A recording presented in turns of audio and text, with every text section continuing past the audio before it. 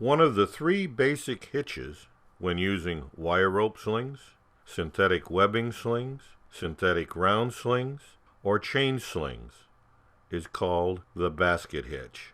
A basket hitch is created when the sling runs under the load and the eyes of the sling connect to a common structure. If each of the sling legs are vertical within 5 degrees, this is called a true vertical basket hitch.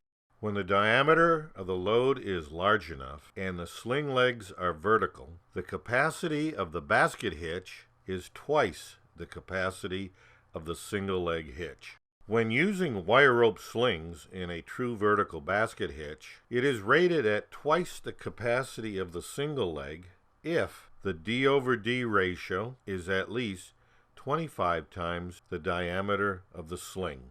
When using chain slings in a true vertical basket hitch, its capacity is twice the capacity of the single leg as long as the D/D is greater than 6.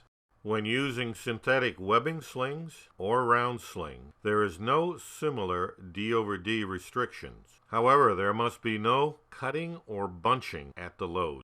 When you bring the eyes of the sling together to a common point and the sling legs are no longer vertical, the capacity of the sling is reduced. How much the capacity is reduced depends upon this angle, the horizontal angle. The smaller the horizontal angle, the greater the load capacity is reduced. When the horizontal sling angle is 30 degrees, the sling capacity drops from twice the single leg sling to 1 times the single leg sling. When the horizontal sling angle is 45 degrees, the capacity drops to 1.4 times the single leg capacity. When the horizontal sling angle is 60 degrees, the capacity drops to 1.7 times the capacity of the single leg sling. A single basket hitch seldom provides good load control and the grip needed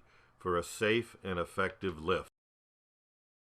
A double wrap basket hitch is much better for handling hard to handle loads or bundles of materials such as rods or pipe that require more sling contact to help hold them in place. A double wrap basket is formed by wrapping the single leg twice around the load. This increases the surface contact and allows compression of the load by the sling leg.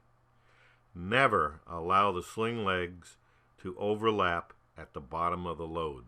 As a final note, the sling user should always make sure all types of slings are protected from sharp edges, corners, protrusions, and abrasive surfaces. Protect the sling from any possible damage.